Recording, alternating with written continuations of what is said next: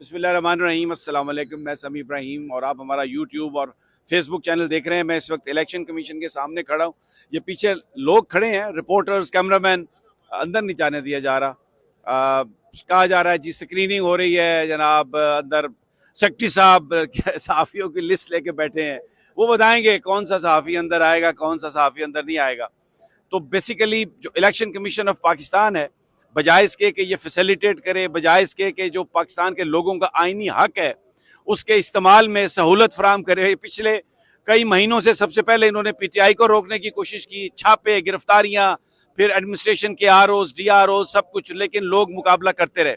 लोग वोट देने के लिए भी निकले, कतारों में निकले, हजारों की तादाद में निकले, लाखों वोट आए और नजर आ रहा था कि अर्ली नताइज में कि कौन जीत रहा है। तो फिर यहीं से, इसी बिल्डिंग से इलेक्शन कमिश्नर साहब रात की तारीकी को गए, पसीने में शराबूर थे, और फिर उसके बाद वो वापस आए और यहाँ पर उसके बाद नतायज चेंज कर दिए गए।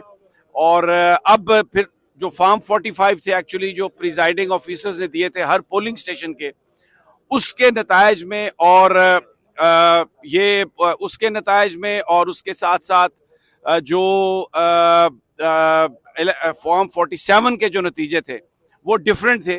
तो इस पर पटिशन्स दायर हुई, दरखास्तें दायर हुई, और ये मेरे पीछे आप पुलिस भी देख रहे हैं, ये सिक्योरिटी के लोग हैं, ये इन जर्नलिस्टों को यहाँ से पुश कर रहे हैं। इनका कहना है कि आप यहाँ पे मत खड़े हो, या आप क्या रिपोर्ट कर रहे हैं, जाएं यहाँ से। और बहाना ये है कि यहाँ पर गाड़ियां आ रही हैं, लेकिन बाहर से किसी गाड़ी को अंदर नहीं आने दिया जा रहा। कहा जा रहा है कि पार्किंग फुल है, लेकिन यहाँ पर सिक्योरिटी वाले कह रहे हैं कि जी यहाँ पर गाड़ियां आ रही हैं तो आप रास्ता ना रोकें। Actually there is no such thing. ये सिर्फ यहाँ से जो मीडिया है उसको यहाँ से चाहते हैं कि ये चले जाएं।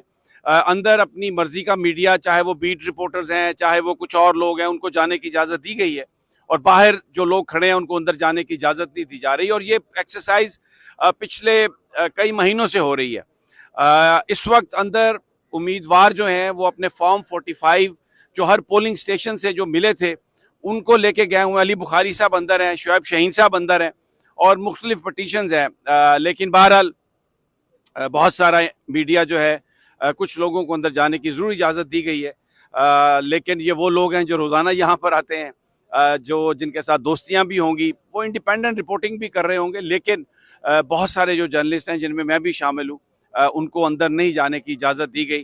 तो बज़ाहिर यही समझ आती है कि जो कुछ अंदर हो रहा है, इलेक्शन कमीशन अभी भी ये नहीं चाहता कि उसकी रिपोर्टिंग हो, उसकी इंडिपेंडेंट रिपोर्टिंग हो, लोगों को पता चल सके कि क्या किया गया।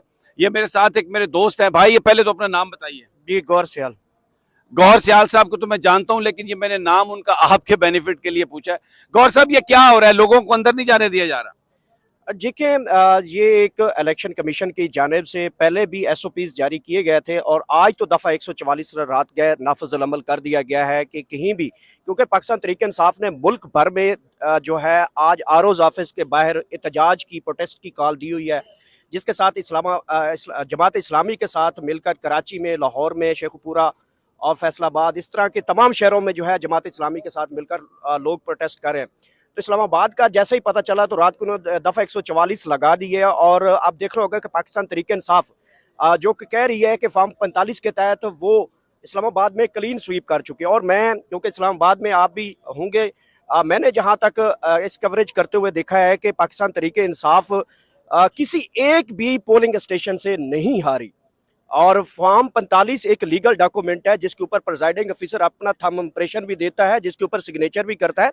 मजे की बात है समी साहब, यही सेम रिजल्ट जमात इस्लामी के पास है, यही सेम रिजल्ट आजाद के पास है, यही टीएलपी के पास है, यही तमाम बाकी दीगर जमातों के ये पास तो है। फिर इसका मतलब ये है कि ये जो बाहर लोगों को खड़ा कर दिया गया, अंदर नहीं जाने दिया जा रहा, कि जी अंदर जगह कम है, या अंदर वो जी एक प्रोसीजर तय हो गया है, अब बीट रिपोर्टर जाएंगे, फला नहीं जाएगा। आज जो मीडिया है, जिसके पास कार्ड है, जो रिप्रेजेंट कर रहा है, लेजिटिमेट मीडिया है, तो उसको अंदर इसलिए नहीं जाने दिया जा रहा कि जो कुछ किया आरओज ने, डीआरओज ने, इलेक्शन कमीशन ने जिस तरीके से गुंडागर्दी, धौंस, धांधली, फ्रॉड किया, ये नहीं चाहते कि पाकिस्तान के लोग उसको देखें।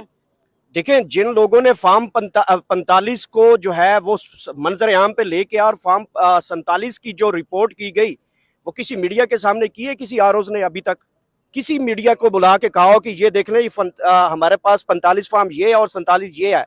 इलेक्शन कमीशन देखिए एक आज़ाद शफाफियत का नाम का एक इदारा है जिसने एक इलेक्शन ये प्रोसेस आजाद और शफाफियत कहीं आपको नजर आई है जो आप कह रहे हैं कि शफाफियत और आजादी का ये इदारा है?